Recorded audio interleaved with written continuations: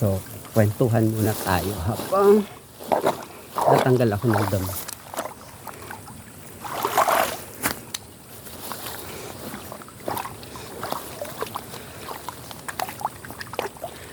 So, bakit freshwater prawn yung inalagaan ko instead of yung mga normal lang na mga ina-aquaculture? Like tilapia, yan yung mga normal. Madalas hito. Nag-try ako ng freshwater prawn. Giant freshwater prawn or ulang. Kasi, mataas yung market. Although, mataas din yung capital. Kasi, ang post larvae ng freshwater prawn is nagkakahalaga ng 3 pesos bawat isa. So, sa 1,000, magkano na yun? Times 3. 6,000 ang nilagay ko dito. So, umabot siya ng nasa 26 kasama kasi yung yung initial na feeds. 26K sa 6,000 pieces ng post larvae ng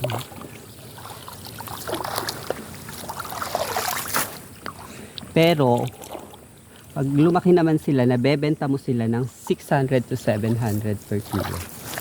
So, huwag ka matakot na sumugal. Kasi pagdating kasi sa farming, 3 bagay lang naman yan.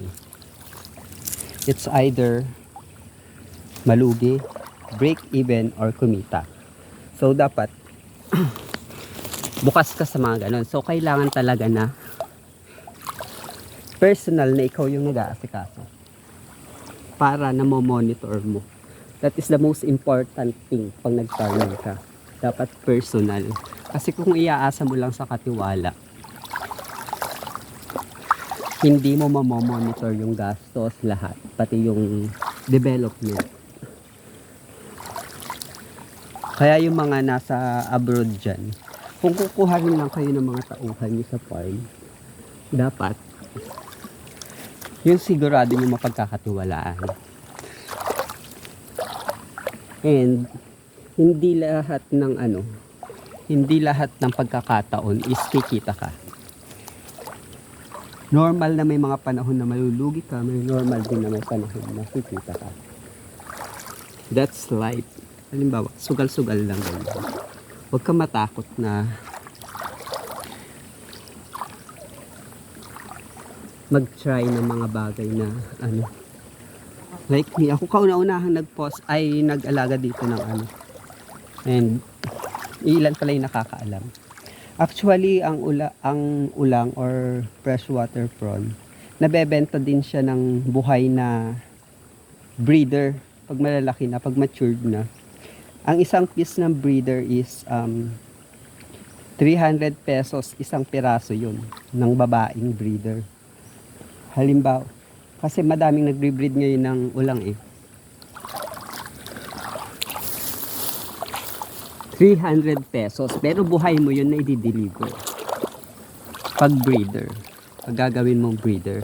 And madali lang makapagparami kung malapit ka sa dagat, kasi you need to have brackish water, yung may pinaghalong tubig alat at saka tubig sa bahay. Doon kasi sila nagle-lay ng egg.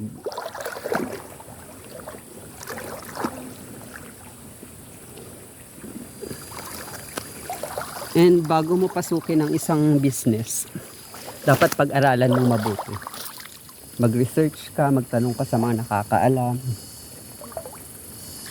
Kasi mahirap yung susugal ka sa isang negosyo na wala ka namang kaalam-alam, wala kang idea. Doon tayo madalas nakikigaya. Kasi madalas nakikigaya lang tayo, wala naman tayong alam.